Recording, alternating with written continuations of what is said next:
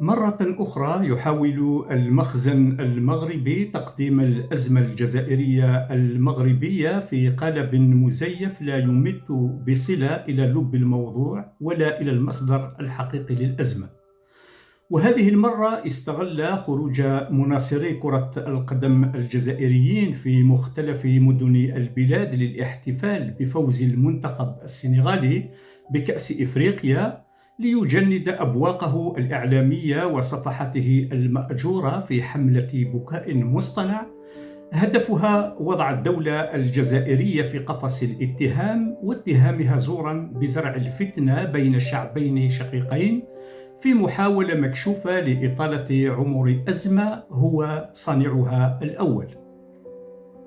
قراءة المخزن للمشهد واهية خاطئة ومغرضة. الجمهور الرياضي الجزائري خرج كما خرجت جماهير إفريقيا من القاهرة إلى جوانسبورغ فرحا بانتصار منتخب سنغالي كبير له جماهيره في كل القارة. هذا مشهد طبيعي في كرة القدم العالمية، رأيناه مرارا في إفريقيا وأمريكا الجنوبية وآسيا، حيث احتفلت شعوب بأكملها على سبيل المثال بانتصارات إيطاليا أو البرازيل في كأس العالم، دون أن يفسر ذلك كعداء لشعوب أخرى. صحيح أن الاحتفالات الإفريقية بفوز السنغال حملت رسائل أعمق من مجرد المناصرة الرياضية، وارتبطت بدوافع جعلت منسوب التفاعل الشعبي مرتفع. لكن هذه الرسائل لم تكن لحظة نكاية في الشعب المغربي ولا شماتة فيه. كانت رسالة تهنئة لكرة إفريقية استعادت شيئا من كرامتها وسمعتها بعد أن حاولت مناورات غير رياضية خسيسة ودنيئة تلطيخها، والتي مست سمعة التحكيم الإفريقي قبل أشهر قليلة من كأس العالم. هذه المناورات التي تورطت فيها للأسف دوائر رياضية مغربية بتواطؤ من مسؤولين في الكونفدرالية الإفريقية وعدد من الحكام لم يكن هدفها سوى منح الكأس بطرق ملتوية لفريق كان بإمكانه إثبات جدارته في الميدان دون ضغط وصفقات ورشاوي. الغضب الإفريقي من هذه الممارسات كان غير مسبوق في تاريخ الكرة الإفريقية، وهو ما يفسر الخروج الواسع للجماهير احتفالا بالسنغال، وكأن القدر نفسه تدخل لإنصاف كرة القارة وسمعتها. ولكن دعونا نكشف المستور ونقدم ما وراء جدران قصر الرباط. المخزن كان يريد هذه الكأس بأي ثمن وبأي طريقة لأنه يعيش أزمة داخلية خانقة. أيام قليلة قبل المنافسة كان الشعب المغربي في الشوارع يحتج على تدهور منظومة الصحة وانهيار التعليم وهشاشة البنى التحتية، بل وانعدامها في العديد من المدن والأقاليم الريفية والشرقية، بعيدا عن المواجهات السياحية المسؤولة التي صرفت عليها مليارات واقترضت من أجلها الدولة من صناديق خارجية فقط لتقديم صورة مفبركة عن مغرب راق لا يراه المواطن المغربي إلا في الإعلانات. كان المخزن يبحث عن كأس تبقي الشعب في نشوة انتصار عابر وسطحي وتمنحه هامش وقت لعله ينسي المغاربة قسوة حياتهم اليومية، خاصة في فصل شتاء قاس وبلا حماية اجتماعية كفيلة بضمان كرامة مواطني الأرياف ومناطق الظل البعيدين عن الأروقة السياحية المشيدة للجميع إلا لهم. وفي ظل تراكم الفشل الاجتماعي الصحي والتعليمي صار المخزن يبحث عن أي ضوء مؤقت يصرف به الأنظار عن واقع بلد أنفق المليارات ليخرج من المنافسة الكروية خالي الوفاض.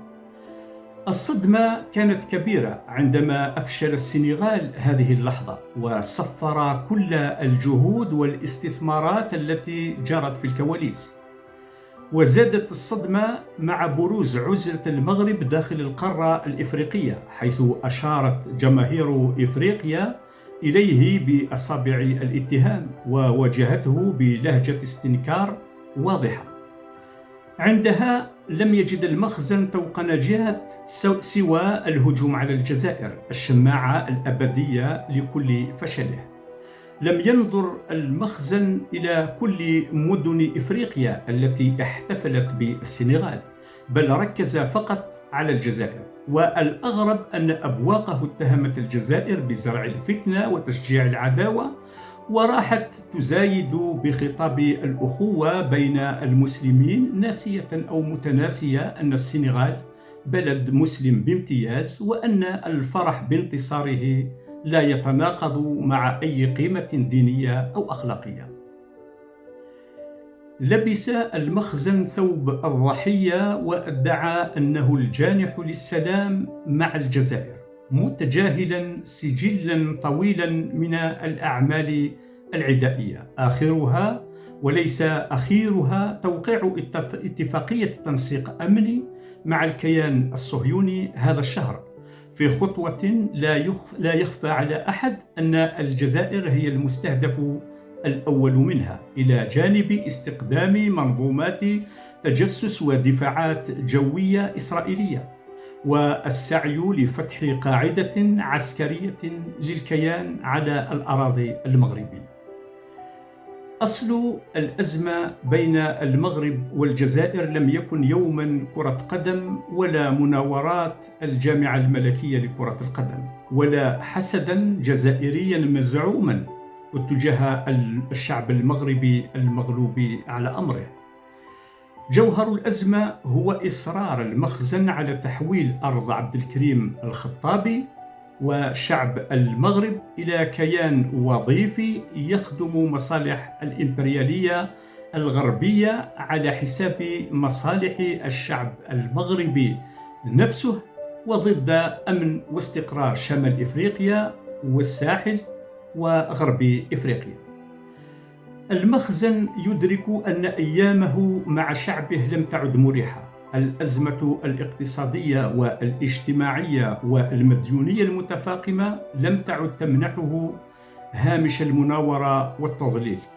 مصيره بات مرتبطا بمدى قدرته على ضمان مصالح الغرب، ولخدمة هذه المصالح يحتاج إلى توترات مفتعلة وأعداء خارجيين لصرف أنظار الشعب المغربي وأحراره عن جوهر أزمته الحقيقية. وعندما يكون مصيره في المحك لا يعنيه مصير شعبه، ولا استقرار منطقته، ولا مستقبل أجياله القادمة. إلى اللقاء.